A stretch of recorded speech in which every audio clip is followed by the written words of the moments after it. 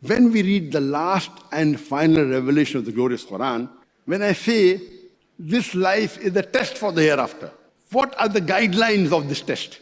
If you read Surah Al-Asr, chapter number 103, it is called as Rahe-Nijat, the path to salvation, the path to Jannah. It says in Surah Al-Asr, chapter number 103, verse number 1 to 3, Wal Asr, by the token of time. Allah is taking the oath of time. Innal insana lafi khusr. Verily man is in a state of loss. Illa alladhina amanu, except those who have faith. Amilu salihati, those who have righteous deed. Watawasaw bil haqq, those who invite people to truth, do dawah. Watawasaw bil sabr, those who invite people to patience and perseverance. So according to Surah Al-Asr, man is in khasara. Every human being will go to hell, except those who have these four criteria. Number one, iman.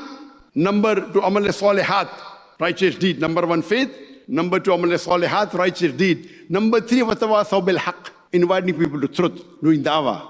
Watawasaw bil sabr, inviting people to patience and perseverance. If any one of these four criteria is missing, you shall not enter Jannah. You may be a very good Muslim, you may be praying 5 times a day, you may be fasting in the month of Ramadan, you may have gone for Hajj, you may have the mark on your forehead.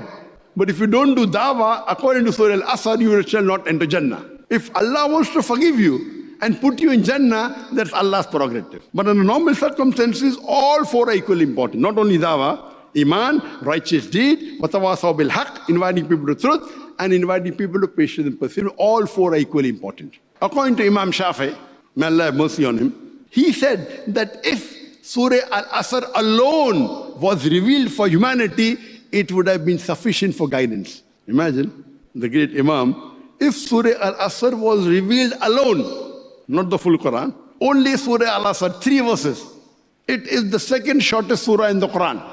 If this was revealed alone, it would have been sufficient for hidayah, for guidance for humanity. There was a person, a Jewish beggar, at the time of Hafiz ibn Hajar Asqalani. And we know from the books of history that Hafiz ibn Hajar Asqalani, he was a judge and he was quite affluent and rich. So this poor Jewish man goes and asks him that, I heard that your prophet said that this dunya, this world, for the believers is a prison and for the unbelievers it is paradise.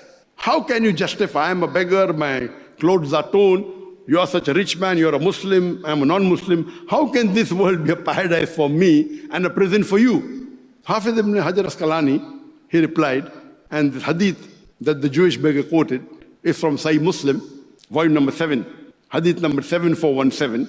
And Hafiz ibn Hajar Asqalani, may Allah have mercy on him, he said that the Muslim knows that in the next life, he's going to get Jannah.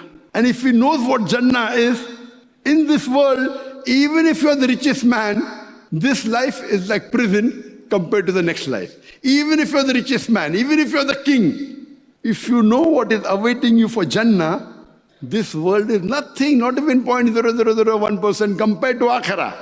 That's the reason those who truly know Islam, what they want to go to Jannah fast. They're not afraid of death. They aren't afraid of death. Why? If a human being is on the straight path of Sirat al-Mustaqim, of Surah Al-Asr, if he dies, he goes to Jannah. So who would not like to hasten to die? You cannot kill yourself. It's haram. Suicide is haram. But of course, in the way of Allah, if you're on the haqq, you're not afraid. You aren't afraid of anyone. If you're on the haqq. A true Muslim, if he's on the haqq, he's not afraid of death. Because if he dies, he goes to paradise. Even if he's the richest man in the world, even if he's 10 times richer than Bill Gates, Elon Musk, and Jeff Bezos, all. Nothing. I pray to Allah subhanahu wa ta'ala that may we follow the guidance. Wa akhir da'wana alhamdulillah rabbil alamin.